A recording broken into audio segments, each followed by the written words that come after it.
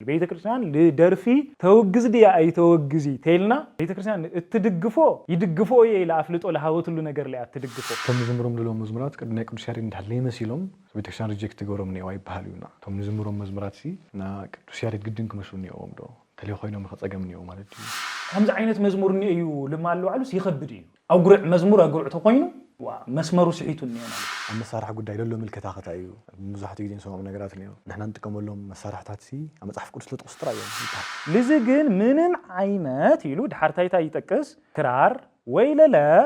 ብምግራፍን ብምዕጃብን እዚኦም ናክር መሳርሕታት ኢሉ ይጠቅስሞ ለኾነ ይኹን ዓይነትና ዜማ መሳርሒ ኤድሊ ይብል لمسات للوس بتي نجزير قال كي خونسي بتخالي ጉዳይ ይምሰጥ ማለት በቶም መሳርሕታት ይምሰጥ በቶም መሳርሕታት ይስሐብ ዳርት ዜማ ግን ይሐድጎ ማለት ና ቅዱስ ያሬድ ዲዩ ብስሩብ ቸብቻቦ ቅዱስ ያሬድ ቸብቻቦ ላቸበ ሪናዮ ዲናግኒናዮ ይልል ገዛርሱ ብዙ ጊዜ ከራኸር ነገር ኮይኑ ተግኒ ማለት ነው ጊታር ተኸና ኢትዮጵያ ቤተክርስቲያን ይተቀበል ፒያኖ ተኸና ላይ ተቀበል ሁሉ መጽሐፍ ቅዱስ ላይ ተጠቅሰ ይባል እዚህ ኢትዮጵያ ቤተክርስቲያናት ሲ ቶም ኢንስትሩመንታት ሶም ላይ ተቀበለቶም ሲ መጽሐፍ ቅዱስ ላይ ተጠቅሱ ዲ ወላስ ኻሊ ሪዝን ነው ወይ አብ መጽሐፍ ቅዱስ ለሎ በገናና ኢትዮጵያ ቤተክርስቲያን ተቀበሉ በገና ሲ ትሩ እንደራሁ ልትቀምሉ ለነወሩ ህምት እንፈልጦ ነحنا ጭራዋጣያ ዳር ለታ ከውሪያ ዜን ሒዞም ይምቶም ልትቀምሉ ነወሩ ወይ ታምብልታንያ ታቃንያ ደርፊ ይባል ጉዳይ ወይ ካኒ ሙዚቃ ይባል ጉዳይ ሲ በኸመ ይልራ ወን ለምሳሌ ሉቃስ ወንጌል ምዕራፍ 15 ተልጠፈ ወደም ስተገነ አፍት ገዛ ካብ ተገበሩ ግበታት ሓደታ እዩ ደና ደርፊ ይስማዕ ነይሩ ሰብድያ ወይስ ጣውትያ ታሰብሳ አመሬት ንያድያ ይላይ ሰምሲለን ማርያም ወሊደን ኖኼ ለኾነም ሲሎም ታሽም ወሊዶም ቦኻዬ ላተባሃለ ልግለጸሉ ደርፊ ኢና ነግንለለና እዚ ታዩ ሰምሲላስ ማርያም ወሊዳ ካብ ቅዱስ ያሬድ ብላዕሊ እኮ ጥበብ የለይ ካብና ቅዱስ ያሬድ ዜማ ብላዕሊ ኻሊ ጥበብ ይህሊልና ዶ ነሐስ ታይ ይባሃል ኮይ አመርዓ እንድሕር ዛደርፍሳ ለይተወዲያ ለሐምም ሰብነ أما خلقاتين لا تلهياس قل أنت لعلوون كبهالو سمعي خاتفلت أقولعون هو أقولعون كبهالو سمعي أنفلت عملو كو خوين النيو مالت كوي أما خلقاتين يلا هي الله أوكي يتدرف لك يتقارصو يتي للهين للو سبيل يود أن يبهال لينا لتي لخون وقع بالنيو لسبب لجبر عملو كو لسبب لجبر نافصو منت مجلس له أقبال للو نجار يهون مزمور ጭፈራ ተገርናዩ ዝላይ ኻሊ ነገር ተገርናዩ መስመሩ ስሒቱን ነው ማለት ተጠውሎ ብልዋ ለሙጉርዓያ ኸይዳንያ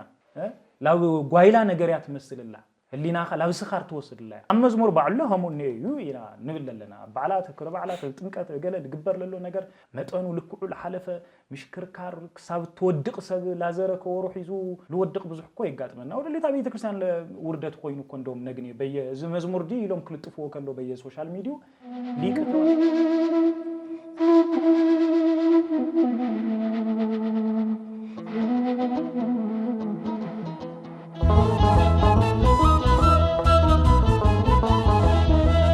በስመ አብ ወወልድ ወመንፈስ ቅዱስ አሐዱ አምላክ ዘላለም ሥላሴ ክርስቶስ ተንሥአ እሙታን በአብ ኃይሉ ስልጣን አሰሮ ለሰይጣን ጋዙ ለአዳም ሰላም ሚዚስ ኮነ ሰላም ሰላም በትንሣኤኡ ሰላሚ ፍቅሪ ለአወጀልና ጎይታ መድኃኒት ኢየሱስ ክርስቶስ ዛ ጊዜ ዘያ ዛ ሰዓት እዚያ ባሪኹ ቀዲሱ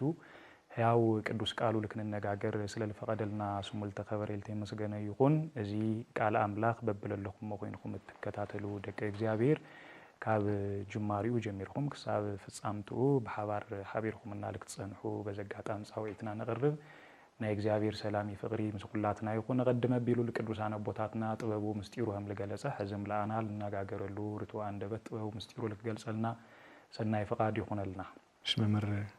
ያቆምኩን ካሳ ጻውዒትና አኸርካ ስለልተራኸብ ጣም ነው መስግን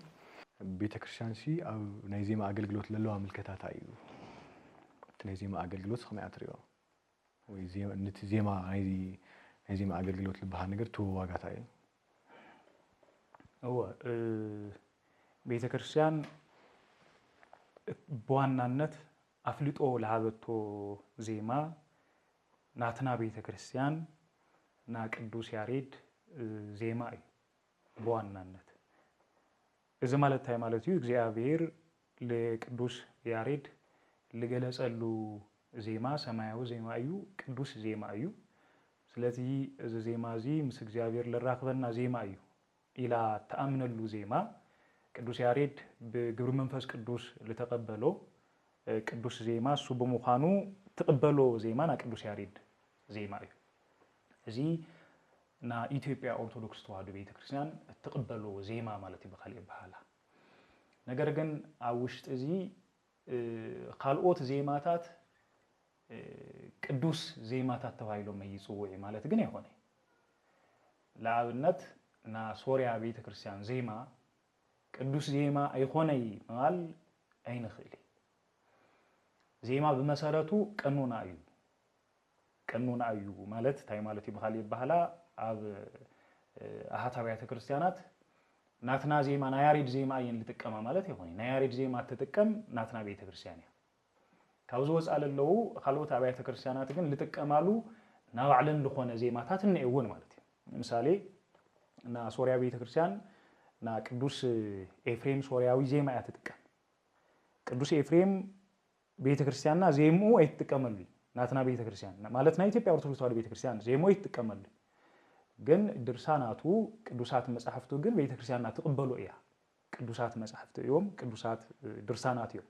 እተቦሱ ለለ ባዕሉ ቅዱስ ይላ ተቀበሉ እያ ተመሳሳል ብለሆነ መልክዑ ቅዱስ ያሬድ መጻሕፍቱ ቅዱሳት እዮም ዜሙ ለለ ቅዱስ ኣብዘብለሎም መቀበል ጸገም ለለው ኮይኑ አይስማኒ ይብሉ ይላ ና ሶሪያ ቤተክርስቲያን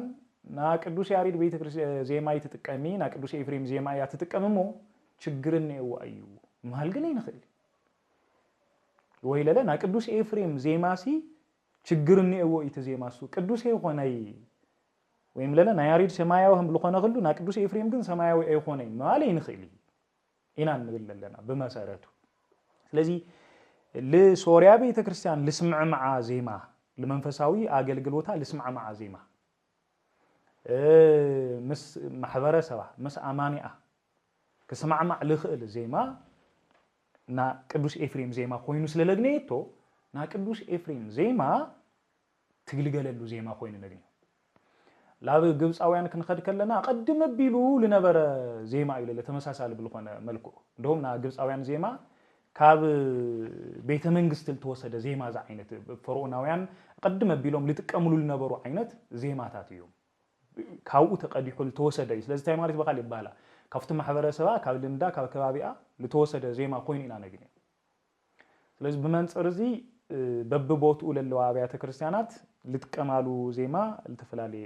ዜማ ይልና ነወሰደ ማለት ይንሐስብ ቤተ ክርስቲያን አፍልጦ ለሃበቶ ዜማ ትጥቀመሉ ለገልግሎት ይሆነን ይላ ትጥቀመሉ ዜማ ግን ቅዳሴ አይሁን መዝሙራታ ና ቅዱስ ያሬድ ዜማ ይሆነሉ ማለት ይወخል ይባላል ስለዚህ ኣብ ዜማ ለለው ዋርዲት በመንጽር እዚ ግን ምዝተ ተሐይዙ ለምሳሌ በየአብያተ ትምህርት ሰንበቱ ለዝመሩ ለለው ዜማታት ግን ክሉ ማለት አውሽት እዚ ክልተ አይነት አመላካክታ ይተሐሳሰባ ይነው እና መጀመሪያ ነገር ዜማ ሁሉ ካብ ቅዱስ ያሬድ ይልወጽ ልውሉ ልብል አመላካክታ ነው ካብ ቅዱስ ያሬድ ወጻኢ ለሆነ ዜማ የለይ ልብል አመላካክታ ነው ስለዚህ ሁሉ ያንዳንዱ ዜማ ካብ ቅዱስ ያሬድ ካብባዕሉ ይወጽዩ ተምልጥ ነገር የላይ ወላ ነዓፍ ዜማ ይሁን ወላ ካንንሳ ዜማ ይሁን ካል ይሁን ልብል ሐሳብ ልቅበሉ ሰባት ነው ወይም ልብል ለሆነ ጉዳይ ነው አመላካክታ ነው ተኻላይ ጉዳይ እንድሕረህም ዝኾይኑ ምን ቅዱስ ያሬድ ዜማ ና ቅዱስ ያሬድ ዜማ ለምሳሌ ክልክዕ ትእሊ ግዕዝ እዝል አራራይ እንብሎ ነናውዕሎ መለክዕታት እንየው ማለት ቶም ምልክታት ለነየውም ቶም 10 ምልክታት አፍቶም ካልኦት ዜማታት ከንአት ከለና በቶም ምልክታት እዚአቶም ክልክዕ ይኽእል ዲዩ ወይም ለለት ኻሊ ዜማ ክመጽእ ከሎ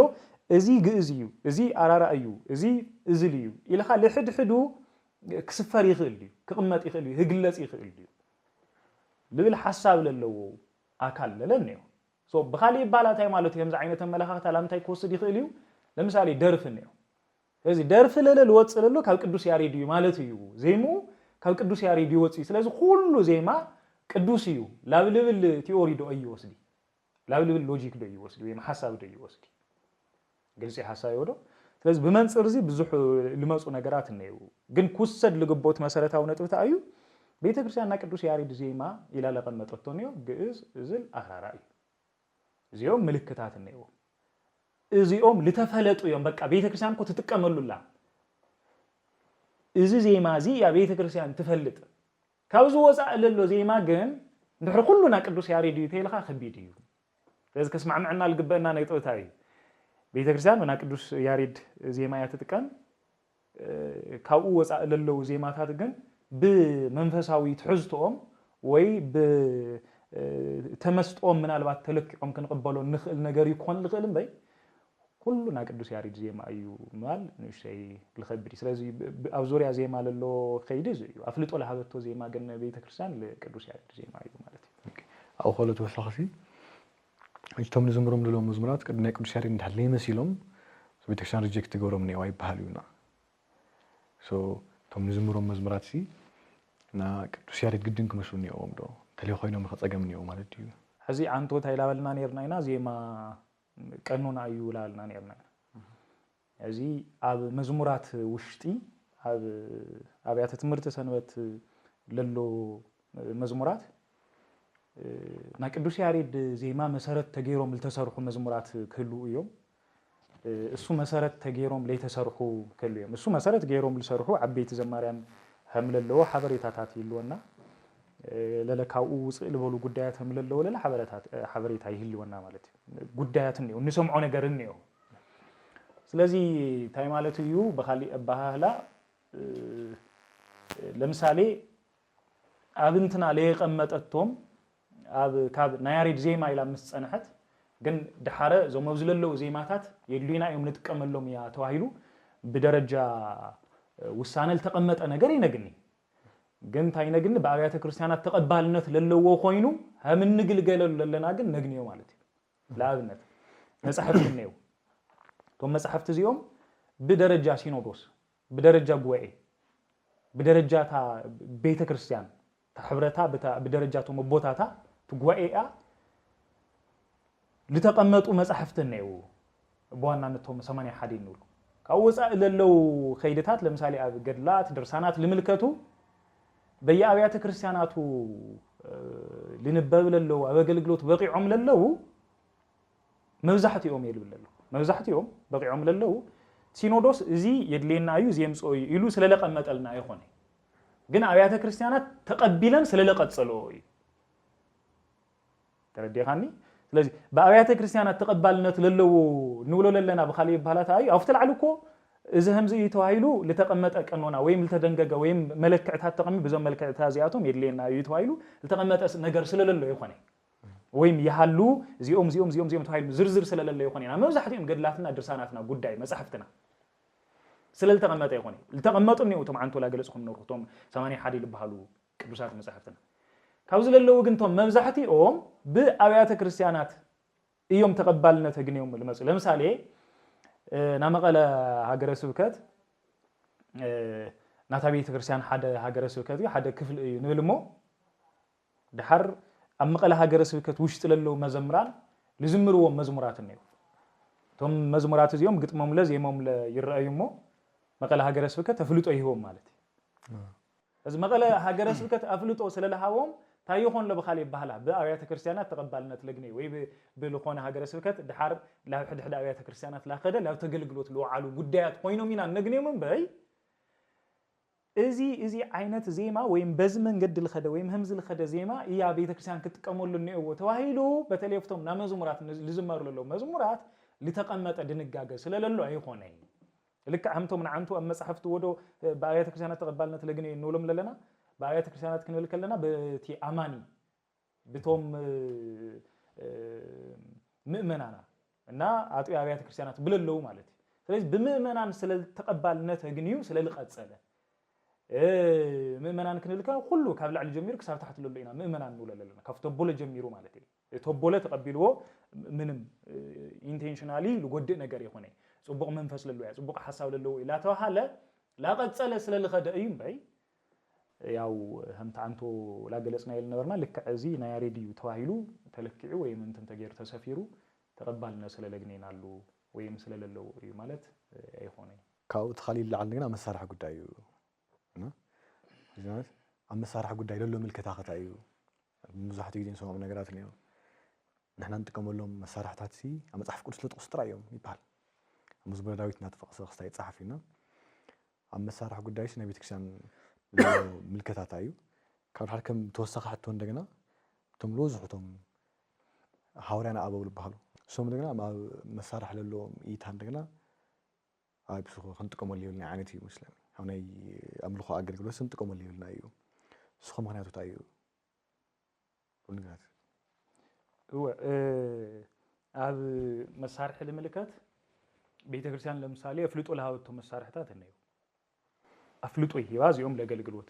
ኢላ ለቀመጠቶ ለምሳሌ መሰንቆ ዋሽንት እምብልታ ከበሮ ጸናጽል እዚዮም አፍልጦ ለሃወቶም በገና መሐዊሱ በገና ቀዲሙ ለሰለጸንሐ አፍቲ ድሓረ ፍልጦ ተዋይሎም ካብልተዋውም ጉዳያት ያው هم قبول ኮይኑ ልጸንሐ ጉዳይ قبول ኮይኑ ልጸንሐ ጉዳይ እዚያቶም ኣብ ፍልጦ ውሽጥ ለለው እዮም ክንጥቀመሎም ተዋይሎም ተበሉ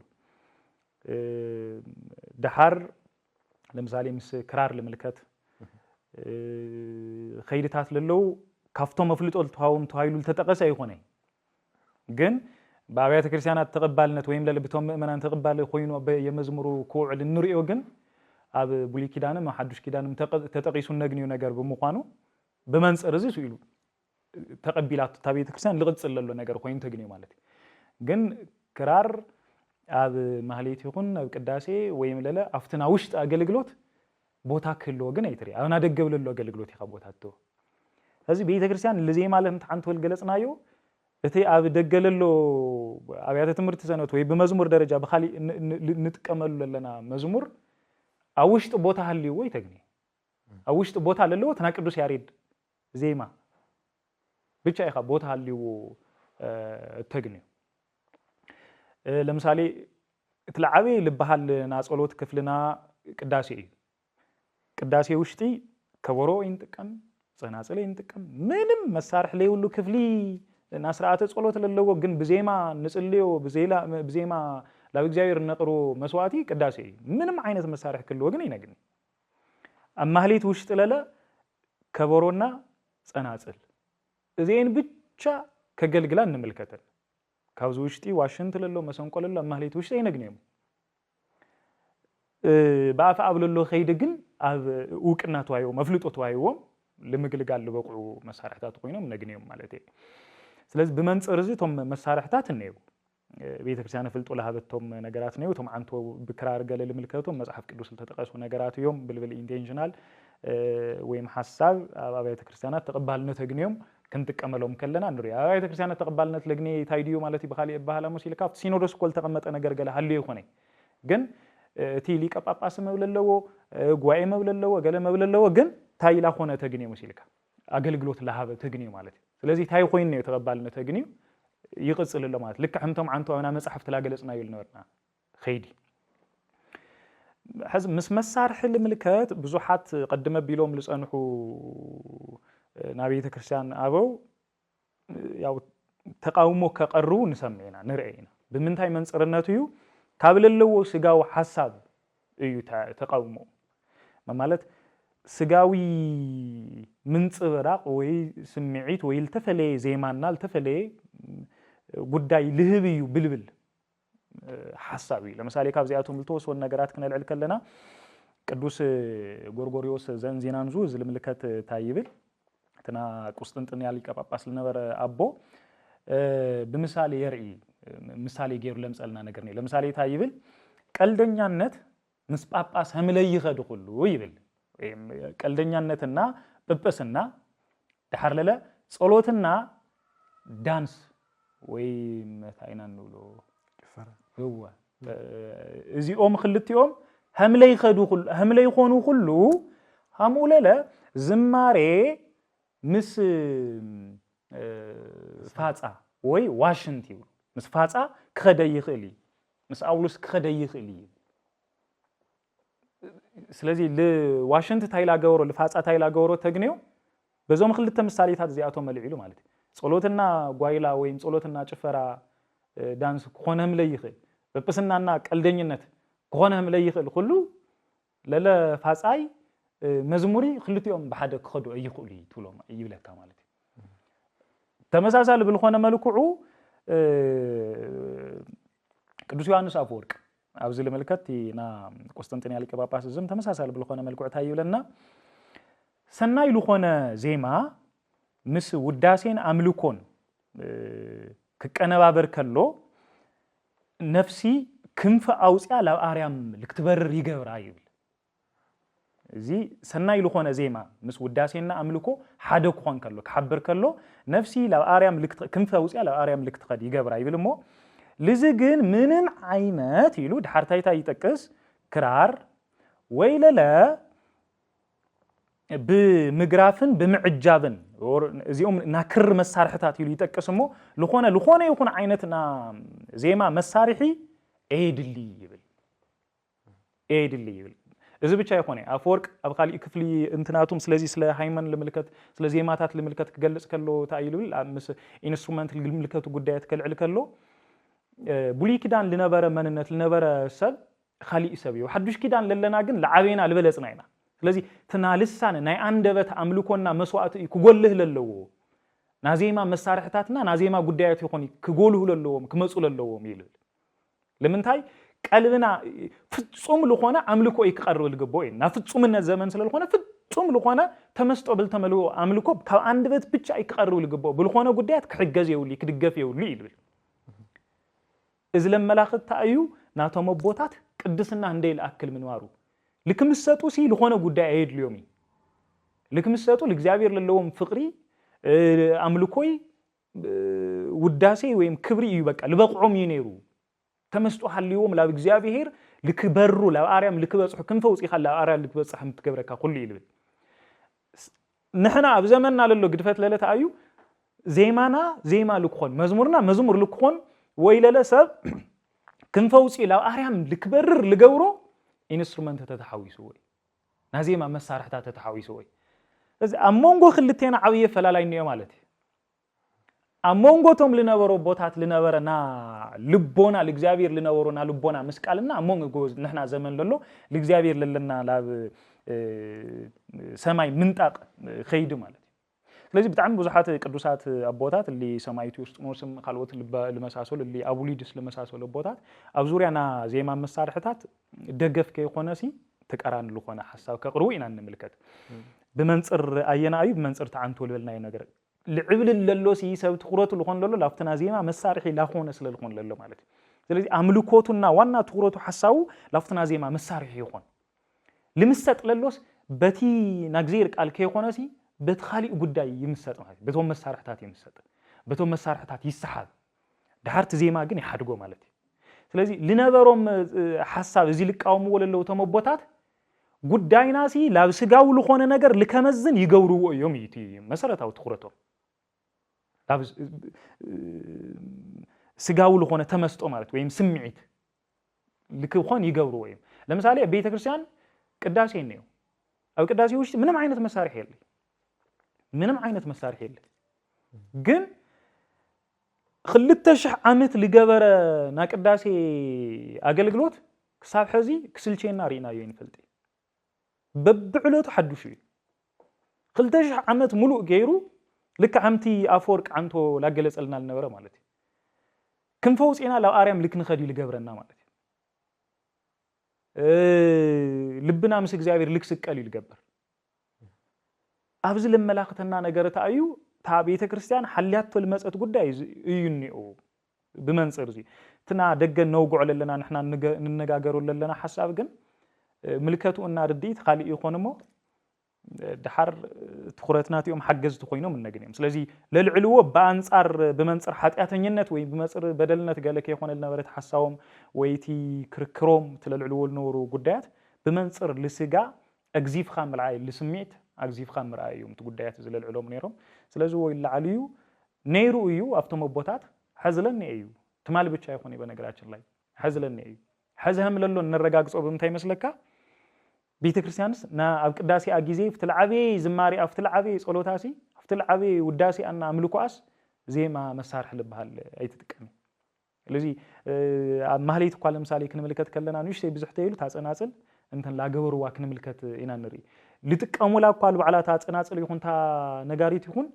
ተን ልክዒቶም ተን ውቅዒቶም እታ ፍጥነታ ካልእ ነገራ ልምሕላይ ክትጥቀሙሉ ከለና ንምልከቶም በይ ለሐውስ ስምዒታው ልክገብሮም ካልእ ነገር ይኾን لذلك كوي مس شوف شابوك مسكالونيش ده أشجاري نجاراتي يفترمو لا سمعت نجاري مسمو دحر أنت تقبل يا مس شوف شابوهم تتفلتو ناك أدوس ياري ديو بسرعة شوف شابوك أدوس ياري شوف شابو لا شوف رينا يودي ناجنينا يلو الجزاء رسو بس حق زي كراخر نجار خوينو تجني مالتي من علات لما أدحر لخونا جزء يو شوف شابو لا تشوف شابو نالفت أنا لو سمعت مسمى أو كأدوس ياري دخيدس شوف شابو نيدي لو النجار لو علو هم تياك إملك وخيرو النجني مالتي لازم بمنصر زياتهم لله عليه فتنا مسنا زي ما مسار حلو جن لك عيخة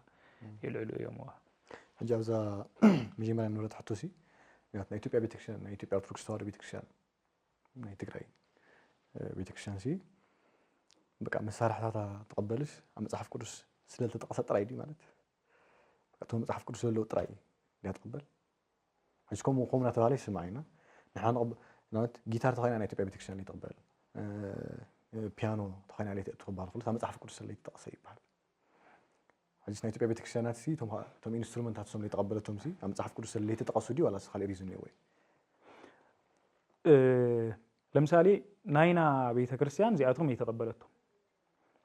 توم مالت كم مصحف قدوس وش للو اي تقبلتهم التقبلتهم مصحف قدوس وش للو التقبلتهم انيو ግን ኣብ መጽሓፍ ቅዱስ ውሽጢ ሃልዮም ምናልባት ሕዚ ኣብ ኣገልግሎት ለይወቁዕ ጉዳያት ለክሉ ሁሉ ማለት ኣፍቶም ንዓንቶ ለገለጽናዮም ለምሳሌ ኣፍቶም በሲኖዶስ ደረጃ እዚኦም ተባይሎም ልተሰነዱ ለይተገለጸ ነገር ክል ክልዩ ተረዲኻ ነው ለምሳሌ ክራር የተቀመጠ ይልና ኢና ግን እንየው ክራር የተቀመጠ ግን እንየው هم አይነት ጉዳያት ክሉ ክልዩ እሺ ናሶሪያ ቤተክርስቲያን ተጥቀመሉ መሳርሒ مسنحنا نتقمل لهم مسارحات بتعمل اللوي نومي ناجوس بيتكرسيان خلت بتشانا زي ما مسارحات تتقم خلت يوم أنا كبرت التصارحيهم أنا نحد حدهم بعلم لو علم بمجج عينه همزة عينه بمقبار كبرنات للوم كينو همزة بمقبار تتقمل لهم مسارحات يوم أنا سوري على اللوي بيتكرسيان تمساسال بالخنا ملكو قالوا تابع بيتكرسيانات لا بسرو بفتهم نحنا نتقمل لهم نحنا كونا يجبوم إلنا نحاسهم لتقاملو አካላት ለለኔ አዘት ሃይማኖቲ በኻሊ አባህላ ናዜማ መሳርሕታት ይልና ንገልጾም ለለና በቢ ቦቱ ይፈላሉ በባብያተ ክርስቲያናት ለሉ ይፈላሉ እዮም ስለዚህ ቀኑን አዩ ምን ነው ያን ለለና በኻሊ ይገላልጻ ዜማም ቀኑን አይ ናዜማ መሳርሕታትም ቀኑን አዩ ግን ቀኑና ዚ ቀኑና ኮይኑ ክሳብ ለነበረ ጊዜ ሰዓቲ هم ዶግማ ኮይኑ ለገልግለና كساب قانونانته ليتسعر مالتي كساب قانونانته ليتقير دوغماي مانم سو مصي كقيره يخلي بعلاتا بيتكريان نام قيار سلطانو نام وساخم نام قناسم سلطان للوا ስለዚህ በመንጸር እዚ ክረክልኔው ግን ናትና ቤተክርስቲያን ተቀቢላቶም ለላ መሳርሕታት አመጽሐፍ ቅዱስ ውሽጢ ለለው መሳርሕታት እዮም ኢናን አመጽሐፍ ቅዱስ ውሽጢ ለተገለጹ ለተላዓሉ ካብዞም መጽሐፍ ቅዱስ ውሽጢ ለተገለጹና ለተላዓሉ ወጻይ ለክትቀመሎም ይላል አቀመጠቶም ነገር የለይ ብናትና ክንርክ ከለና ኣብ ካልኦት ንኢዶ የለይ ካብ ልምዶም ካብ ባህሎም ካብ እንትኖም መሰረት ገይሮም ለእተው ነው ፍቶም ካልኦት ቤተ ክርስቲያናት አጅ ከም ሐሳብ ለዓል ንግና ታይዱሲ ከም ክሳይል ጎሮ ማለት ኣብ መጽሐፍ ቅዱስ ለሎ በገናና ኢትዮጵያ ቤተ ክርስቲያን ተቀመሉ በገናሲ ብሱሪም ለይራኸው حاجات ثم مصحف قدس تطقيسهم له مسارحات سي ثم حجنا احنا ኢትዮጵያ مسارحات تقوملهم لنا ነገራት ዲዮም خالو ጉዳይ ላይ ሲላሉና حاجس አፍትሽም ቀየርና انا خالي مسارحنا ተቀምለና በይስ መጽሐፍ ቅዱስ ተጠቅሰም له ኢንስትሩመንታት ሶም ስንታይ ሆነ ሆለይኑ ወን ይባሃል ሶ በኸመይራ ማለት ይመስለኒ ምዝክ ለዓል ለለው ነገር ለምሳሌ 10 አውታር ብለለው በገና አመስግኑ ወይም የመስግን ነይሩ ዳዊት ንብል በገና 10 አውታር ምለለው ፍሉጥ በመንጽ ግን ተበገናሱ አብገለገለ ስዕልታት ክንሪዮ ከለና ተዳዊት ልትቀመሉ ነበረ በገናና ሕዝለሎ በገና አፈላላይ ክሎ ኸሊ ሃርፕ ይባሃል ገለገለ ሁሉ ሰማይነ شالوز بخلت إيركالو قطين دمت للو مساتنا بقناقل لذي مسسر روحو قلت العالم مسخالي قلت العالم حسوات كله خليهم استايتات كله خليهم جن مسارتاوي ترجمو مسارتاو حساو جن يسمع معديو أي يسمع معي لبل نجاري لمثالي كرار لبل نجار تتقيسني جن تكرار سبع لديها واشنتي ليمو جن بعد هندي نقال واشنتي خنيرو حد عينت دمت دينيرو مستشعيت والنجار واشنت تيلها خالي نجاريو تكبرو كنا لكلنا عينو عينت كبرو يخا التفلالي خيدي كنرئن خلينا بينا منصرنا التسرحي لبل نجار تغمتمو تابيت كريستيان لزيما كونوا لخولو نجارات ويم للا يقدم بيلوم لنورو بوتات لتابيت كريستيان يجلسوا للخولو خيدي لا قمتنا لا جلسات ثاني حياه لمثالي اب قدوسات سئلات الملكتو اب بولي كيدان لنبرو سئلات نحز نتقم لنا ايخوني حدش كيدان للو بولي كيدان لي نبره مصحف قدوس لي تتقسو ليلو قدوسات سئلات نحز نتقم لنا لمثالي اذا مالتي مالتي اي نبره يكون خيلو للو نيرو ايو ግን እንጥቀመው ምን ነው ለምሳሌ ቅዱሳት ስዕላቱ ኮይኖም ግን ብሉይ ኪዳን ላይ ተጠቀሰ ቅዱስ አቦ ወይ ላይ ተጠቀሰ አይነተ ሰዓላ ሐዲስ ኪዳን ተመሳሳለ ብልኮነ መልክዑ መንፈስ ቅዱስ ብልገለጸሎም መጠን ግን ናሰዓላ ስርዓቶም ኻሊ ነገሮም ሐልዮም ቶም ቅዱሳት ስዕላት ዚዮም ለቤተ ክርስቲያን አገልግሎት ኩዕሉ ከለው ንርእዮም ያው አከራካርነቱ ህምለሎ ኮይኑ ማለት ና ቤተ ክርስቲያን ነው علي ትውሎም ቅዱሳት ስዕላት ቤተ ክርስቲያን ብድንጋገ ደረጃ አልደንገገድቶን ይዶ ተይልና አከራካሪ يلي زمالت تاي مالتي مسيله قال مثالي النيو يوتيلا نيو يززززي نا ييو الى بيت كريستيان قميطا يا اب هم قنونا غيرا قمينا قميطا يا تيلنايو كانون غيراتو يا تيلنايو نا يهوني تولم ነገራት ለለ نيو يو مالتي ግልጽ ይበቃሲ አምና ዜማ መሳርሕ ነው ግዕለለና ግን እዚኦም ና ييو ሚላ ለቀመጠቶም ስለለለው ና يهوني تولم ለለ نيو يو مالتي አይነቶም ግን ባዕሎም ሶም ዲዮም ልብል ነገር አጥያየቅ ኮን ኸልዩ ግን ገለገሊዮም ባዕሎም ሶም ዮም ኑሎሚና ምናልባት ቀየር ለበለ በኸይዲ ለተቀየረሉ መንገድ ግን እንዩ ኑሎ ነገር በከል ኸልዩ ለምሳሌ እንት አንተ ወላል አልኻዩል ነበርኻ ለመሳሰል አይነት ኸይዲ ለለዎም ከሉ ኸልዩ ብሱሩ ግን ከበሮት አዩ ከበሮይ ያው اتملكع السونيرو تنتن السونيرو ثم يقرينا لمثالي حزل له 10 20 كورو زتمصيناسي 10 ان عينت كورو حد عينت كورو دينتيلنا دمصاتن يكون خالي ነገር بتاع كفلالي كوروس كوروناتو يدي ينرؤي افت كوروس للو دمصنت انديتي مسارحي لبولو للو كفلالي يخلي بغناس بغنانነቱ በገና ተሰሪሑ ያህልሞ ግን ምናልባት ቃኒዮም ዲዮም ገለገሮም ዲዮም ማዕረህ ገብሩ ወخሉዮም ግን ፍጹም ለሆነ ማዕረ ለሆነ ድምጽ ይህሎም ዶ ገለቴል ምናልባት ጥያቄታት ከልዕል ለخሉ ሐሳባት ይዮምና ማን ኻይኻ እሱ ለመስሉ ተወሰኑ እና ቀይር ልብል ነገር ከባዕሎም ይዮም ማለት ካውት ለዓል ኻሊ አው ይህቶ እንደገና ነው እንጂ ደርፊ ልባል ጉዳይ ወይ ካኒ ሙዚቃ ልባል ጉዳይ ሲ በኸመ ይልራ ሐጃት كم رديتي انا بسمعه توتال سيطاناو تغيرو يلرانا سخمي عينت ملكتا يلو افتناي زفن بحال ويتناي درفي او بحال قدايس تعينت ملكتا ينيو حزي بيت كريستيان كنغاغرنا لخل ነገር ታይዲዩ ስለ ደርፍሲ ቤተ ክርስቲያን ታይትብል ልብል ነገር ከነጋግረና ለخل አቡሊ ኪዳን ሌን ሽፍኖ ብዙ ጊዜ ተደጋግሙ ለተገለጹ ጉዳያት ነው ለምሳሌ ደርፍ ለመለከት ለአብነት ኦሪት ዘጸአት ምዕራፍ 15 ከቁጥሪ 20 ክሳብ 21 ያለለው ከመለከት ከለና ሐፍቲ አሮን ታ ነቢይት ለነበረት ማርያም ለገበረቶ ኸይድን ነው ከበሮ ወሰደት ከበሮ ሐዘት أنستون الدحرية بخبرون بدرفن الدحرية وصع يبلمو مريم النازم مرت ملست اللوم لبل نجرني هذه مريم كورو إذا وصدت يبلمو أنست كلنا الدحرية بخبرون بدرفن الدحرية وصع يبل كورو سك تحسك اللازم أنست جن يلو المسح كدوس كبروي بدرفي تدحريا مختال جمرا يبللو ماريام لازم مرت ملست اللهم جن يبلله هذه لخونه قداي إني أوز كنردو الجبنا مسارتها ونتي توم محبرة سبسوم توم كباب السوم لتكملوا لنبرو زيما حدا عينت زيما كون خلي لمثالي ببيت كريستيان وكا بتروح جزي تدغاغيم لنغرنا افتنا مجمريا امن ملك نولو وي منيليك تنا مجمريا منيليك نولو ودي نغس سولomon ودي نغست سابا لا اكسوم كمص كلو كهنات ايهود ويم ليواوያን كهنات حيزو كمص كلو ታቦተ ጽዮን ሒዞም ክመጹ ከለው በዝማሬ አጅዮም ማይም መጽዮም ዝቡሊ ኪዳን እዩ ዘመኑ በዝማሬ አጅዮም መጽዮም ክንብል ከለና ናዕሎም ዝማሬ ናዕሎም ዜማ አጅዮም መጽዮም ሌዋውያን ካህናት እዮም ስለዚህ ና ሌዋውያን ካህናት ዜማ ሒዞም መጽዮም ብዙ ጊዜ አብዚ ለመልከት ታይ ልብል ሐሳባት ነው ለምሳሌ እዚ ና ውርድ ንባብ አይነት ልመስል ዜማ ወይም ለለቲ محزن عينت لمسل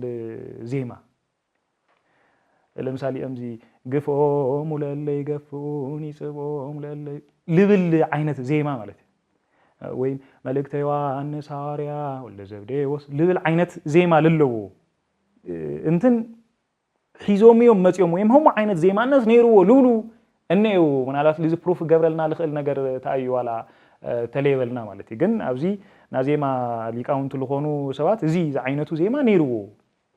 ልብሉ ነው ብዙ ሰነዳት همز አይነት ተቀመጡ ጉዳያት ነይሩ እኔው እዚ ሒዞም የመጽዮም ዳር ክሳብና ቅዱስ ያሬድ ዘመን ለሎ ቤተክርስቲያን እዚ ልመስል ዜማ ያላ ተጠቀመት ጸኒሓ همز አይነት ዜማ ያላ ተጠቀመት ጸኒሓ ክሳብ ቅዱስ ያሬድ ለመጸሉ ዘመን ዳር ቅዱስ ያሬድ ለመጸሉ ዘመን ዜማ ዘብዝ ለሎ ለቀጸለሉ መንገድ ነው ይቱ ባዕሉሱ ለልቦናነትና ያሬድ ሐዝን ተቀመሉ ለና ዜማ ላቀጸለ ነግኒው ማለት እናታይና ክንብል ንخውሎ መንገዲ አብዚ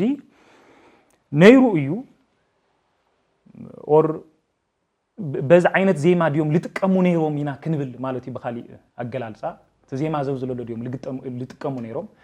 ግን ታይብልዎ ካብ ትሕዝቱ ኡል ተልዓለ ካብ አውለሎ መልእኽት ተልዓለ ተማሕበረሰብ درفي لبل نجار يوسي دومو دحر الساللت زيمو أو تقميت له لفتي معرف صوب عصرت حموشة تقميت لنا للونا مريم لمس جنته كأو قصر عيسى كسر عيسى عادي بللو خيتات كنا ملكت كلنا لمس جنته مسجانا مزمور لا ولا تمسحف كدوس لا نملكته داويد تمسحسال بالقوانين ملكعو لإجزابير بزفن ويبدرفي مسجنو لولو نجارات لقمتني حزي زفن ولا لنا نحنا ويم درفي لبحال للو نحناي شعو لنبر خيدي كناس أسأر كله كرا كله بتاعنا عوي فلا لا لا نجرهم لخونة ردوا لخوان قداي مثلاً لمثال أبزمنا للو قال أبزمنا للو أفضل حل في زمننا بوثاتنا لنبريك نجرنا كله بتاعنا عوي فلا لا للو ونجر كنوز دول جبنا نجر جن بيت كريستيان لدرفي أفلت وهيبادي أيهابتي هذه بيت كريستيان لدرفي أفلت وهيبا إياه لبل دم الدم يبلنا بيت كريستيان أفلتو لهابتو حدا زيما جننيو ما كبرش ياريد زيما كاوزو وصاي بيت كريستيان أفلتو لهابتو لخونو قداي نيدو تيلنا خبيديو محبرسب نلعلينا لمثالي تحبرتسب بعلو تكبابسو تلمدنا تبهلنا بعلو يلي دي تبهل زبز للو سي تي محبرسب سوس قبول غيرنا يدوينا للوينا ግን ናየኑ ከባቢ ቤተክርስቲያን እንዲና እንደለና ከስማዕ ማዕና ለግቦ ነገር ናየኑ ከባቢ ኣብ ትግራይ ለሎ ደርፍ ዲዩ ኣብ ኦሮሞ ለሎ ደርፍ ዲዩ ኣብ ደው ለሎ ደርፍ ዲዩ አየን ምክንያቱ በብደርፉ ኳ ዘይሙ ይخل خالي ነገር በጣም ይፈላል ያ በባህል ደረጃ ለዓል ደርፍታት ኳስ ለዋሉ ሲ በጣም ይፈላል ስለዚህ አየና እዩ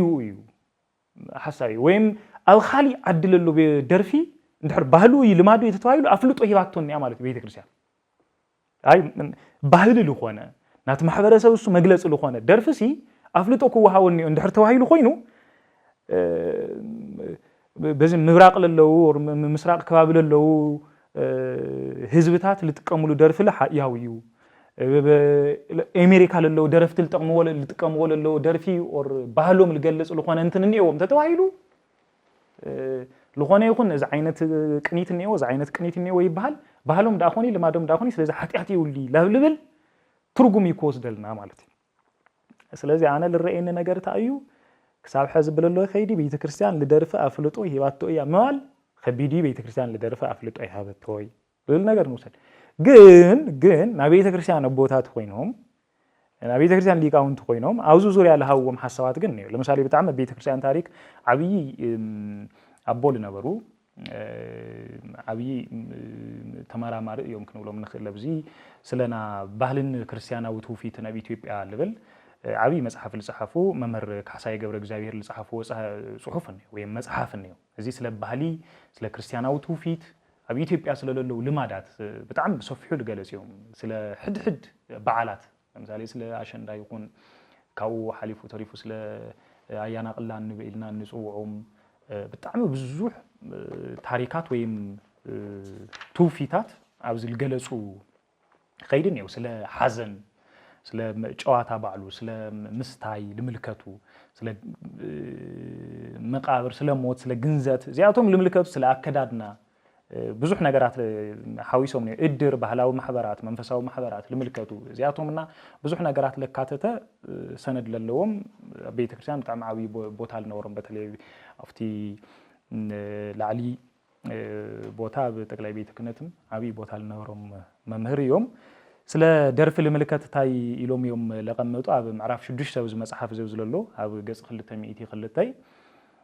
ኣብ ክልተ ይመቅልዎ ሕጋዊ ልኾነ ደርፊ ሕጋዊ ለይኾነ ደርፊ ኢሎም ይመቅልዎ እዚ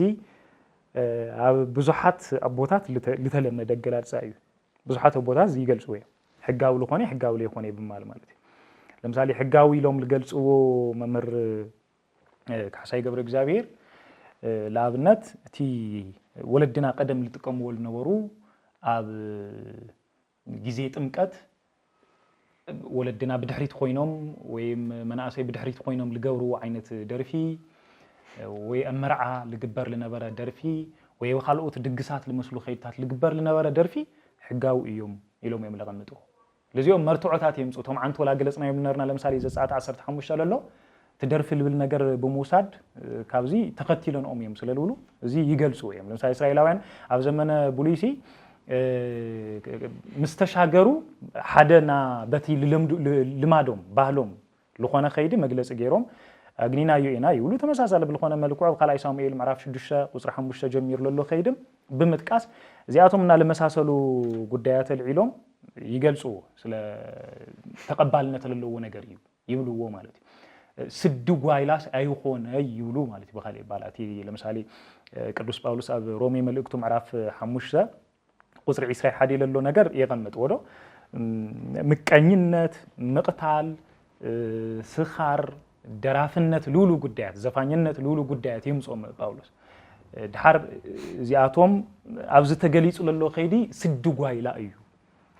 ምስ እግዚአብሔርም ምስ ህዝብም ምስ መስራዓትናም ልምድናም ለይኸድ ስድ ልኾነ ጓይላ እዩ ብማል የልዕልዎ ማለት እዩ ስለዚ ስድነት ልተመልኦ ጓይላ ተዋሂሉ ይግለጽ ልበይኑ እዩ እዚ ካሊ እዩ እዚ እቲ ግን ተቦታትና ብፈልጥዎ መንገዲ ብለመድዎ መንገዲ እዮም ልደረፍዎ ደርፍ እዩ ልብል ነገር ይልዕሉ ለዚ መነጻጸር ለቀምጥዎታ እዩ መዝሙር እዩ ከይንብሎ ያሬዳዊ ይኾነ ወይ ግእዝ ይኾነ ወይ እዝሊ ይኾነ ወይ አራራ ይኾነ አይኾነ መዝሙር ይኾነ ለመስግኖ ለለዋ ኖታትና ለመስግኖ ቦታትና ለመስግኖ ለለው ምስጋና ግን ትሕዝቱ ምስጋና ልተመልኦ ከይዱ እዩ ዘይሙኡ ግን ካፍትና ያሬድ ካሊ ዓይነት ተኣሽሙ ልኾነ ዜማ እዩ ስለዚ ደርፊ እዩ ኢና ንብሎ ግን ደርፉነቱ ስድ ልኾነ ደርፊ ይኾነ ቀናት ማሕበረሰብ ናት ከባብሱ ልገልጽ ልማድ እዩ ከይዱ እዩ ብማል ይልዕሉ ማለት እዩ እዚ ስለ ልኾነ ምዝናይና ለለው ኣብ ዘመንና ደርፊ ተዋሂሉ ልጽው ኣብ ዘመንና እንትን ለለው ከይዲ ብጣዕሚ ዓብይ ይፈላለ ለለው ዋላ ከም መሳርሒ ዋላ ከበገሉ ለምሳሌ ቀደም ብልነበረ ከይዲ ልገልጹ ቶም ቦታትና ታ እዩ ልጥቀምሉ ልነበሩ እንትን ንፈልጦ ንሕና ጭራዋጣያ ድሓር ለሌታ ከውርያ ዜን ሒዞም እዮም ቶም ልጥቀምሉ ነበሩ ወይ ታ እምብልታንያ ታ ፋጻንያ ጥሩምባ እዜን ተነሕዝለ ቤተክርስቲያን ውሽጥ ለለዋ መጥቀም ገይሮም እዮም ልጥቀሙ ነይሮ እዲኻና ሐሳቡ እንደውም ገለገሊዮም ካፍተ ሕዝ ለለው መዝሙራትስ ትና ሽዑ ለነበረ ሳቶም ልገልጽሉ ለነበር መንገድለ ይበልጹ ይላበሉ ክገልጹ ንሰምዒና በዝበለ በዝ እዚ ኩሉ ነው ጉዕለልን ናሰብ ሐሳብ እዩ ناسو حسابي بزوله بزي لبيت كريستيان كنخد لقباء نجر جن لبيت كريستيان بلو قسم من قد كيقونا بيت كريستيان أفلت ولا هوتو نجر أنت عنتو مجمع الجلسنا لنا كدوس ياري زي ما أيو لمزمور يعفلت ولا هوتو نجر إن نقول تفتل له قبل إن نسوعه بمحضر السواوي لمادي بنا كباوياوي لمادي لنا إن كنسوع النخل مالتين بيت كريستياناوي لنا ثلاثين سوعه سنة مهنيات بالدرفس بيت كريستيان أو تويل سوع درفس يلي محضر السواوي لمادي كابي بدوليو للعاد حجتي مزعتي ولا الحتوسي تخنونو دي اخا لول نجر انت اخستي مالتي حجي كم حساب العلو نجر تايدو شي حجي ناي ارت زرف نيو ناي كينه طب زرفتات نيو بزحات نيو زانت نيش نغلط لنا غطمي تياتر يعني خلي سيلي البحال قدات نيو كاو كافتا ارت توسخ انت ميوزيك تا موسيقى تبحال يانا زوم كالوت ارتتات تمحاورسو سمعيتو شال حقوسو دستو منامن خገልጸሎም ተፈቂዱሉ ካብ ረሓ እንደገና ነፍቲ መንፈሳውነቱን ኩዕሉ ተጊሮም ኣብ ሙዚቃ ምስተበፅሐ ግን ሲ ንእግዚአብሔርን ጥራይ ኩዕል ነይዎ በይስ ስምዒታትካ ሓጎስካ ምናምን ክግለጽ ይውል ሲን ምንታይ ይባሃል ሌላ አርጊመንት እዩ ተሓር هو ሕዚ همت عنت ولا ገለጽና ይልነበርና ደርፊ حماق من قدم قلصي لمثالي افتي ديسكليا انقل شوعات للو خيدي يتكونوا زفانيان ايو لمثالي درفتي ايتكونوا يبلمو او خالي كفلله كنملكت كلنا قداماي مقابيان 36 شي اسرائيل شوعات للو ነገር كناገር كلو لا درفو مس اغاننتي ጫውቱ ነይሮም ልብል خيد ለለ ነገር ስለዚህ ስድነት ተመልኦ ደርፈም ለሎ መጀመሪያ ነበር ቤተክርስቲያን ለደርፊ ተወግዝዲ አይ ተወግዚ ተይልና መጀመሪያ ከመጽል ገባው ነገር ተወግዝያ ልልክ መጽልለው ቤተክርስቲያን ለደርፍ ተወግዝዲ አይ ተወግዚ ልልብል خيدي አንተ ወላል ዕልና ይወል ነበርና ጉዳይ ናተ ማህበረሰብ ልምዲ ናተ ከባቢ ልምድ ለሎ መግለጺ ሓጎሱ ደስቱ ገልጸሉ ተሕዝላል ዕልኻ ይወል ነበርካ መግለጺ ትድግፎ ያ አይንል ቤተክርስቲያን ትድግፎ ይድግፎ ይላ አፍልጦ ለሃወትሉ ነገር ላይ አትድግፎ ላብነት ሐዘን ነው ሰብ ሐዘን ከገልጸሉ ለخل መንገድ ቤተክርስቲያን ትድግፎ መንገድ ነው ዋው شوعت معلت ملو كوفي لخ حزن صنح لبل ቤተክርስቲያን አይትድግፊ ግን አትከባብሱ መግለጽ እዩ እዚስ ቤተክርስቲያን ትድግፎ ያ ንብል ዲና አይ ንብሊ እግዚአብሔር መስመፍትና 40 معلت ملو 80 معلت ملو كوفي لخ خدانخ يقيرخ قال لغبر ነገር ትድግፎ ነገር ይሆናት እዚ ሓደ ከባቢና ማህበረሰብና ካብለለ ግሎ ሐዘኑ ልገልጸሉ መንገድ እዩ ሓጎሱ ልገልጸሉ መንገዲ አምት አንቶ ላብልና ይል ነበርና በከፍተና ቅዱስ ያሬድ ዜማ ወጻብል ሆነ ወይም ለለ በትንገልጾ በደርፊ ልገልጸሉ መንገድ ለለን ነው ተናቦታትና ናኖታትና ቀደም ልገልጹሉ ነበሩ መንገዲ እንየው ስለዚህ هم ሐሳብ አስተያየት ክንሆ ንخل በተናቦታት አስተያየት አቦታት ልዎ መስታየት ነው ቶም ሊቃውንቶም አቤት ልዎ መስታየት ነው ሓጎሶም ልገልጹሉ መንገድ ስለልሆነ በው ሓጎሶም ከገልጹ ይኹሉ እዮም ይሎም ሐሳብ ልዎ ነገር ነው እዚ ግን ናቦታትና ና ልኾኑ ና ቤተክርስቲያን ሊቅ ወይም አቦ ሐሳብ ይተዋይል ኩሰድ ለለውም በይ ና ቤተክርስቲያን አቋም ይተዋይል ኩሰድ ይሁሊ ና ቤተክርስቲያን አቋም ሲ ሰብ ሓጎሱ ከገልጽ ለለው በመዝሙሪ በዝማሬ እዩ ተዋይል ኩሰድ ለለው እዚ ና ቤተክርስቲያን አቋም ምክንያቱ ቤተክርስቲያን አፍልጦ ለሃለት ለዜማ እዩ ቤተክርስቲያን ዕላማ መንግስት እግዚአብሔር ምድር መስፈፋይ ቤተክርስቲያን ዕላማ በመዝሙር ገርካ ለእግዚአብሔር ክምለኽ ምግባር እዩ እዩም በይ ካውዞ ወፃ ለሎ ኸይድስ ዕላማ አይኾነ ኢና ንብለለና ስለዚህ እቲ ዕላማሱ ሰብአዊ ለኾነ ዕላማ እዩ ልድግፍ ሰብ ክልኽእል እዩ ልድግፍ ሊቅ ክልኽእል እዩ ጸገም የውሊ ሊቅ ክልኽእል እዩ ናሊቃውንቲ አስተያየቲ ሐሳብ እዩ ተዋይሉ ልጽዋዕዚ ስለዚህ በየመድረኩ በየገሉ እንትን ክበሃል ከለው አምዚ ክመጽእ ከሎ በሊቃውንት ደረጃ ኩዋሃብ ልግቦ ሐሳብና አስተያየቲና ይልና ንጽውዕም በይ ናታ ቤተክርስቲያን ሐሳቢ ወይ ናታ ቤተክርስቲያን ቀኖና አይተዋይል ተለቅመት ጽቡቅ ወይ ምክንያቱ ክበረታታ ልግቦስ ልትሰናይ ነገር እዚ ተታሐይዙ ግን ለምሳሌ በገጠር መዝሙር ኻሊ ነገር ሊፈልጡ በዚ መልኩ በተዓንቶ ላገለጽና የምንርና መልኩ በጭራዋጣ ቢሎም በዋሽንግተን ቢሎም ለእግዚአብሔር ላመስገኑ ወይም በዚ ደርፍ ልብሃል መንገዲ ላገለጹ ሓጎሶም ላገለጹ ንምልከቶም ኢና ኸይድ ኻለለ ለዚ ህዝብ ዘብዝለሎ ኃጢአት አቲኻ አይኻ ኃጢአት ሰሪሕካ አይኻ ሞ በልና አንስሃ እተ ቀኖና ይድሌካ እዩ ኢልኻ ትትሕዘሉ መንገድ ለለ ክሊ ይኽእል እዝታት ስለለሎ እዮም ቶም ቦታት ቶም ሊቃውንቲ እዚ ሓሳብ ዘብዝለሎ ልህው ለለዎ ማለት እዩ ብኻልእ ይባሃላ በዋናነት ግን ክግለጽ ለለዎ ኣብ መዝሙር ህይወት ለሎ ቤተ እግዚአብሔር ለሎ ኸይዲ ክግለጸሉ ንግባእ ኣብቲ ዝማሬ ብዙሕ ግዜ ደጋጊምና ንገልጾ ኢና ኣብ ብሉይ ኪዳን ሓደ ስርዓት ነይሩ ዋላ ሕዚ ኣብ ሓዱሽ ኪዳን ብኻልእ መንገዲ ተቐየረ ይልቀርየ ይኾነ ናዝራውነት ስርዓት ናዝራውያን ልኾን ክገብርዎ ለይግብኦም ነገር ተባሂሉ ዝተኣገድሉ ዝተኸልኸልሉ ነገር ነይሩ ማሕበረሰብ ግን ልገብሮ ልፍለጥ ልማድ ልኾነ ኸይዲ ማለት እዩ እዚ በተለይ ክግለጽ ለለዎ ነገር ተኣዩ ናብ ቤተ እግዚአብሔር አገልግልቲ ናዝራውያን ልባሃሉ ዓርሶም ለእግዚአብሔር ልፈለዩ ናብ እግዚአብሔር አገልግልቲ ኣብ ሓዱሽ ኪዳን ናብ ቤተ እግዚአብሔር አገልግልቲ ልባሃሉ አካላት ነው ናብ ቤተ እግዚአብሔር አገልግልቲ ለሎ አካላት መርዖኦም ይኹን ካልእ ነገሮም ሓጎሶም ገልጽሉ ልኽእል ነገር ልተፈለጠ ይበቃ እዚ ትሑዝ እዩ ታይሱ ዝማሬ እዚ ላው ኩሉ ከኣትየውል የሉ ለሎ ግልጽ ድዩ ግን ተከባቢ ማሕበረሰብ የገድደካ አይ ሓደ ግዜ ብጣዕሚ ለገድድ ብጣዕሚ እንትለግበር ማሕበረሰብ ነው ተጽዕኖ ለምሕዳር ትሞክር ማሕበረሰብ ዝዝሉ ተጽዕኖ ሓዲሩ እዚ ተለይ ኮይን ልብል ከባቢ ግን እኔ እዚ ተገይሩ እሞ ሓጢያት ሰሪሖም እዮም በደል ሰሪሖም እዮም ኢልካ መልዓለለ ግን ልግባእ ነገር የኾነይ ማለት እዩ ከም ቤተ ክርስቲያን ኣይኾነይ ግን ቁዋም ዝዝሉ ህግለጽ ለለዎ ኢና ንለለና ቤተ ክርስቲያን ኣብ ሓዱሽ ኪዳን ለቐመጠቶም ወይም ከም ዘይማኣይ ከም መሳርሒ ኣይ ጌራ ለቐመጠቶም እንቲያቶም ነይሮም ዶ نيو دو هم لما دقنا في مصحف ቅዱስ ተገለጸ ነገር ግን ነይዶ ወኔ ለምሳሌ ሉቃስ ወንጌል ምዕራፍ 15 ተልጠፈ ወደም ዝተገነ አፍት ገዛ ካብ ተገበሩ ግብታት ሓደ ታዩ ደና ደርፊ ይስማዕ ነይሩ እዩ ደርፊ ይስማዕ ነይሩ ለለና ለሎታ እዩ ናቲ ማሕበረሰብ እሱ ናቲ ከባብሱ ልምዲ ናቲ ከባብሱ መላኻታት ተሓሳስባይ አፍቲ ቦታሱ አፍቲ ስፍራሱ ይስማዕ ነይሩ ማለት እዩ ስለዚህ ሓጎሶም ልገልጹሉ በዚ መንገድ እሱ ይገልጹ ነይሩ ማለት እዩ እዚ ልቲ ጊዜ እሱ ለነበረ ልገልጽ ነገር ግን ለለ ሰብና ከስተውዕለ ልግቦ ነገር እዚ ስለልተሃለ ህምዝ ተገሚጥ ይነውሞ ከመጥ ልግቦ ሁላትና ደርፍ ክንደርፍ ንኽእልና ችግር ይውል ይላል ነገር ግን ክወሰድ የለው ቤተ ክርስቲያን ፍልጦ ለሃወቶ ይተደግፎ ይተበረታቱይ ለመዝሙር እዩ ለል ነገር ይክወሰድ ልግቦ በሐፈሻ ካውል حرب በተሓደ ሳይድ ለሎ አካል ግን ለቆሮም ክስታያት ኤቪደንስ አምዚ መርቱዕታት ነውና አጅናነት ኣብ አዲስ ኪዳንሲ እዚ ኣይትድረፉሉ ለሕግታት ምንም ዘይትድረፉ ተባሂሎም ከም ትእዛዝ ተዋህሎም ቦታታት ነይሩ ቨርስታት ነው መጽሐፍ ቅዱስ አጅናነት አውሮሜ 16 ኣብ ቀዳማይ ጴጥሮስ 4:3 ኣብ ገላትያ 5:1 ለሎ ነገራት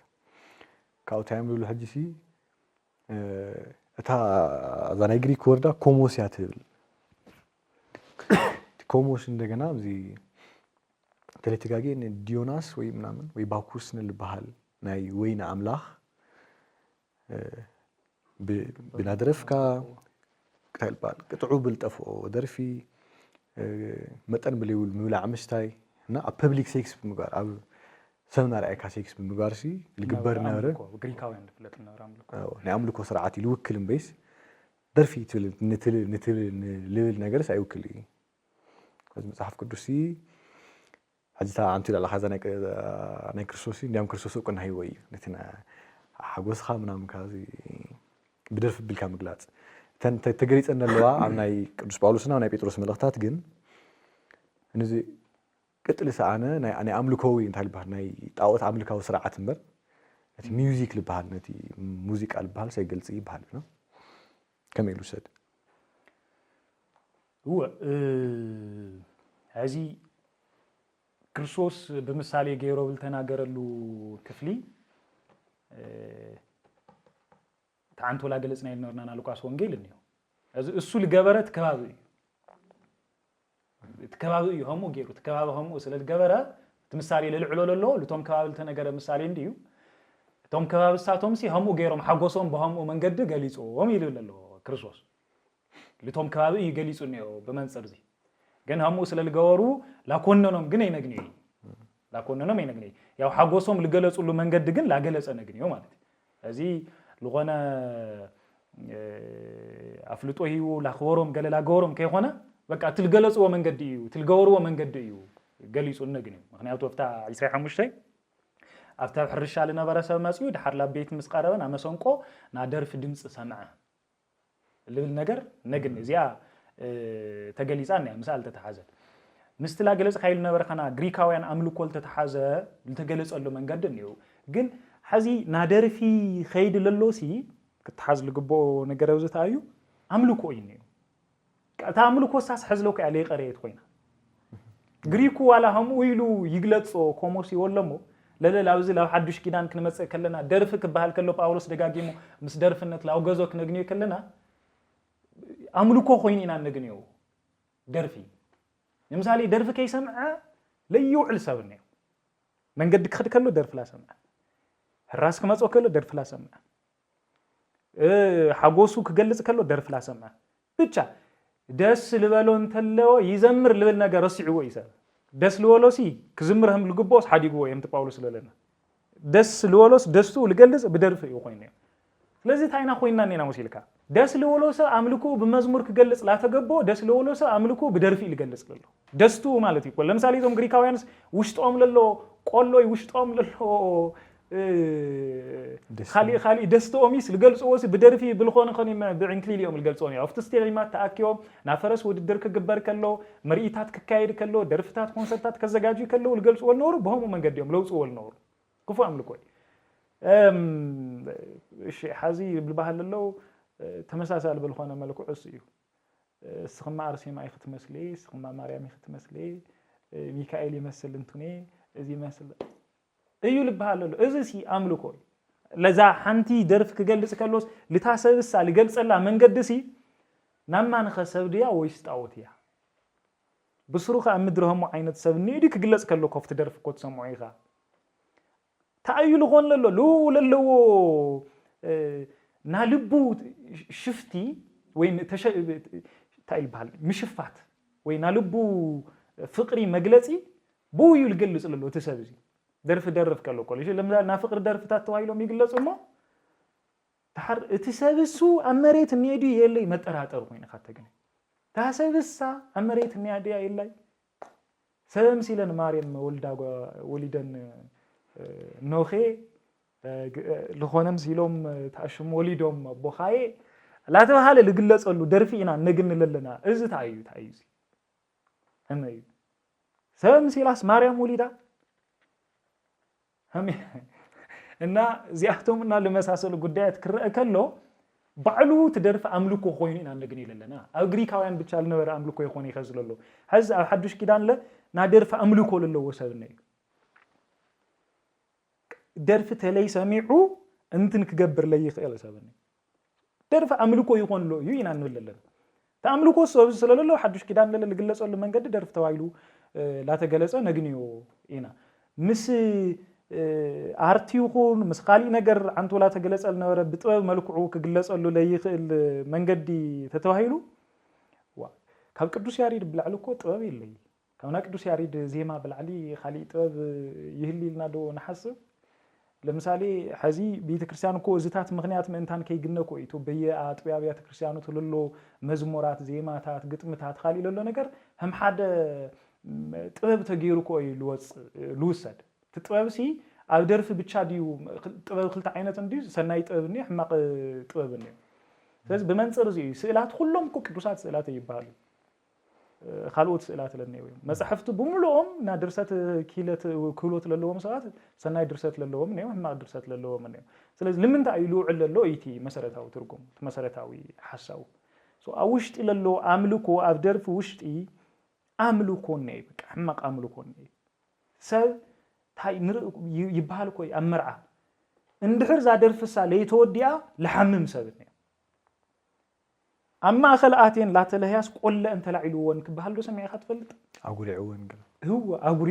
أقرعوون كبهال دو سمعي فلت عملو كو خوين النيو مالت كوي ردي غاني زادر فسا اندحر ليتوديا يحما يودكا سلازي تاي يبهال أو قويلاتات أو الدقوون يبهال أما خلقاتين يلا هيالو أوكي يتدرف لك يتقارصو يتي للهين للو سبله يودئن يبال لينا لتي لخون وقابني ማለት ስለዚህ ልትወቃበ ወይም ለለቲ ደርፊ ልትምልሃይን ኩዳ አخلني ተለይቶ ወዲዩ ኸ ያማ ወይ ይወድቃ ወይ ይጉራ እዚ ልማልኮ ኮይነ ስለዚህ አምልኮ እዩ ደርፊ አምልኮ ሕማቅ አምልኮ ለስለለለው አብያተ ክርስቲያን በዚህ ተጽዋ አግሪካውያን ጥራህ ይሆን ይቋጽ ሐዝለን እዩ ይና ነው حجي تاريخ مثل على الحساب جانت هذا قطامي أما درخ وصيو ፍቅሩ ክገልጽ ከሎ ማለት ንስኺ ምናምን ግጥም ክገጥም ከሎ ኣይትኹኑን ወይ ኣነ ታ ግጥም ዜማ ሰሪሐላ ክደርፋ ከለኹ ግን ንዓይ ተወርዱኒና ሶስታ እዩ እዚ ዞም ካልኦት ኣርት ለሲ ከምኡ ክገብሩ ትፈቅድሎም ኢኹም እዚ ቲያትሩ ለ ስእሉ ለ ሕዛናት ሞናሊዛ ዩኒክ ብሎ ከሎ ይስእልዋ ገለገለ ቶም ካልኦት ኣርት እዚ ነገር እዚ ትፈቅድሎም ኢኹም ምሻሉ ናይ ውሽጦም ስምዒት ክገልጽሉ ከድንቕሉ ምናምን ገብርሉ ካብ ግን እሳ ዜማ ክትሰርሐላ ከላ እያ እታ ፀገም ትመፅእ ዘላ ኣልተናበበት ግጥም ዜማ ክትሰርሐላ እያ ፀገም ትመፅእ ዘላና ኣድልዎስ እኒሄዎ ይበሃል ግን እዚ ቤተ ክርስቲያን ልዝግጥም እሱ ከኣፍልጦ ሂዋቶ ድያ ክኾነን ሰሚዕና ይንፈልጥ ሓጢኣተኛ ምናምን ናታል ሕዚ ሓጢኣተኛ ማል እንትን ማል እኮ ኣይኮነ ሕዚ ቤተ ክርስቲያን እንትን ተምፅለላ ነገር ደርፊ ሓጢኣት እዩ ብማል ደርፊ ሓጢኣት እዩ የምትብሎ ኩሉ لسب لجبر أملكه لسب لجبر نافذ صمنة مجلس له أجباب للو نكره هون لحد سوس كدوس جير خاجليس وكوي أمدرخ بجت من تن لجبر ورا بيتكرسان أيقون همزز الجيجا أيو أي بلتي مالت تقبيلاته يا مالتي هوني كنوريو لجبرنا نجار شوي زي أي فكادي لبلتهم نجارات النيو بك أي فكادي همو لجبر نجارس لجبا نجار يخون لمسالي وداسي إفريم مني نكدوس إفريم وداسي النيو لما أملاك لودس الله وداسي النيو نكدوس باولوس وداسي النيو وداسي كدوسان أبوتات النيو بحسيو أبا جورجيس سلا كريستوس ليداتو سلا سقلاتو سلا زياتهم لودسوهم وداسي تات النيو وداسي مسكال النيو زيهم لملكاتو خيدتات النيو زيهم لإجزئابهير لإما أملاك لتوم كدوسان في الصومان توايلهم لتجبروا وداسي تاتين عنول ስለዚህ ና ጸጋ ፍቅሪ ና ጸጋ ውህብቶ ልልተዋሃውም ሰባት ቅድስና ልልተዋሃውም ሰባት ልዋሃብ ለሎ ፍቅሪ እዩ ኢና እንገልጽ ልዋሃብ ለሎ ምስጋናና ኢና እንገልጽ ልትሰብ ልክ እንገልጸሉ መጠንታ እዩ ክብር ልልግበው ክብር ትዳኹን ኻይ እንትን ትገብሪኻ ግን ደግይፋቶም ለምሳሌ ቅኔ ነው መወድስ ቅኔ አቤት እግዚአብሔር ይቀርብ እግዚአብሔራው ብልኾነ መንገዲ ተአሳስሮም ብልኽል መንገዲ መንፈሳዊ ህይወቶም ጥንካሮም ከበርትዕ ብልኽል መንገዲ ምሳሌ ይኩን ኸሉሉ ከመሩሉ ብልኽል መንገዲ ይግለጽ همز عينت خيدي لا خلخلتهم ويمنتن لا جبرتهم ما ينري جن تأيو حزي إذا كني إسو لول كأسو كون كله على أكرا خارق كاتوغينا وداسي أيمن تاينا نقوله مودس لوها وبهوت للو سب انتن للو سب لوها ومودس بمت أنو تلي خانة حلف البلد خان تلو على ويتك سنت للتفقد يخوني أكرا خارنا تريسل خيو سأجمل للو نجاري خان هذه قط متات يكون قال يكون تعنت ولا جلس خيل اللي خاب كنت أوقات مدرخ الجبرو مجلسات لتهزبي لتمحبر سب جلسوا بالخدمة أنت خوين سأجمل للو نجاري خان لمثالي نا بيراو مزمورات البحالو دنيو بيراو مزمور كو بيتك جان حتى لا يفرجت أي قمتات هجراوي جلس قالوا لخل من جديه جلس قالوا المجلس لا أنت تجورت تكون منه وما يتفقدوا لنا نناجر له من جديه هوني التاجر مجلس يعايو إلى خاص للبل إذا يوم المسلو نجارات اليوم بزح لا كنا نتري لهم من جديه نجني مسدر في التتحاز نجارجن ياو هم تعنت ولا جلسنا إلى نبرنا يتحزتوا خيدوا أملكوتوا أوشت للو علامه ومنفسه أو خلي نجار مسموسادو يكو بنجاراتشن لاي أبوتات تايلو درفي مستي حدا يو معرم سو مستي ستي مستكست كله اللينو لا صحته لا صغر إلى خل لا زنقع إلى خل درفك مستك هل تمساسال بالخون ملكو عمو لا صغر إلى خل يسكروا لا بلي يخون نجار لكوس بيجورو جن سدو قايلا سدين تنات لخون نجاراتهم للو بنجاراتهم لاي أو حد مزمور إلنا نسوعهم نجاراتهم تمك أغلى اليوم نجاراتهم بقى لا قرع سبتر يوم مالتي مزمور كوي أما أخل خوينس كورو حيزوس لا ودق أتريو تنكركر يلوس لا دفع أتريو إذا بنجاراتهم لاي سدي عن توتاينا لا تمسحات كدو سدو قايلا لولو نجارني وده همز عينة مزمور سي مزمور توايلو يسو وعيل له يكرتا ولا مزمور كن ولدينا الوعلو قد بديتي سدلو لك لمت كان الوعلو مالتي حزت أيو همز عينة مزمور نيو لما الوعلو سيخبدي أو قرع مزمور أقرع تقينو ومسمرو سحيتو النيو مالتي مزمور تشفرات تجرنايو زلاي خالي نجر تجرنايو مسمرو سحيتو النيو مالتي لزي يكو بيت كريستيان بوتاتنا جنا تاصناصل ططول بلوا لمغرعيا خيدانيا لا غايلا نغريات مسللا هلينا لا بسخار توسدلا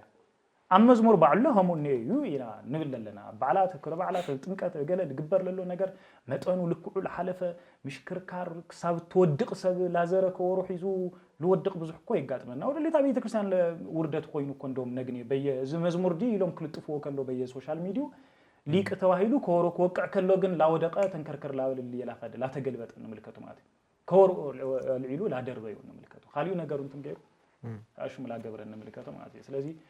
በመንጽር ዝተል ራእዝ ጽቡቅ ይሄ እሺ ስለልነበረና ጊዜ ሁሉ እግዚአብሔር አምላክና ስሙ ተከበረ ይልተመስገነ ይሁን አምላከ ቅዱሳን ልዑል እግዚአብሔር በሰላም ጀምሩ በሰላም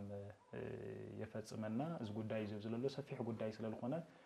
ብዙሓት ና ቤተ ክርስቲያን ሊቃውንቲ ና ቤተ ክርስቲያን አቦታቲ ሀምሉ ስኹሉ ደጋጊሞም ኣብ ዙርያ መብራህሪ ሀምልሁሉ ተስፋ ንገብር ገለገሊኡ በሐሳባት ደረጃ አንተ ወላ ገለጽና የምልነበርና ብና ቤተ ክርስቲያን ቦታቲ በሊቃውንቲ ላተገለጸል ነበረ መንገዲ ቤተ ክርስቲያን ማዕለቢ ክግቦ ልግቦም ነገር ማዕለቢ ክትገብረሉ ልግባ ነገር ማዕለቢ ትገብሮ ትኽእል ነዋ አዝ ለምሳሌ መንበረ ሰላማ አብዙ ጉዳይ አፍልጦኩም ልግቦም ነገራት አፍልጦ ክክእል ነው ማዕለቢ ክገብረሎም ውሳነ ለይብሎም ነገራት ውሳነ ክገብረሎም ልግቦም ነገር ውሳነ ክወሎም ክእል ነው አቀዲሞም ውሳነ ለተገብረሎም ነገር ለለ ሐሊኻ ክሳብ ትውልዲ ልምሽጋር ልበቃ ነገር መምጻ አምግባር ጽቡቅ እዩ ቶም አፍልጦ ለይተዋውም ኻሊ ነገር ለየሎም ነገር ለለገን ለቀጻሊ መፍትሒ መበገስ ሐሳባት ክልክል ነው ሐዚ በየ ሀገረ ስብከቱ ግጥም ጥራህ ከሆነ ክረአለሎ ዜማ አለ ልረአየሉ መንገድ ክልክል ነው ግን ዜማ ክረአ ከሎ ና ቤተ ክርስቲያን መምህራን ነው ሊቃውንትን ነው ዱጓ ጾመ ዱጓ ቋቋም ተማሂሮም ዜማ ቅዱስ ያሬድ በደንብ ፈልዮም ጠርጢሮም ከረዱ ልኩሎ ቦታት ነው ዚኦም ለብለለው ኮሆን በዘጋጣሚ እዚ ኮሆን ከሎ ግን ተተኻኢሉ ህዝም ተተኻኢሉ ቤተክርስቲያን ክትገብሩም ካብልለዋ ነገራት ታዩ ስለዚህ ርድኢት ለለዎም ማለት አፍትና ዘመናዊ ና ዜማ ጉዳያት ለሎ ተንከፋት ለሎ ጉዳይ አፍልጦ ለለዎም መናእሰይለ ተካተት ትኽእል ነው እዚ ቤተ ክርስቲያን ክትወስዶ ልግባ ነገር እዩ ለምሳሌ ሀገረ ስብከት ተልኾን ክወስዶ ተልግባ ኢላ አነ ልወስዶ هم ሓደ ውልቀሰብ ሓደ ጉዳይ ነው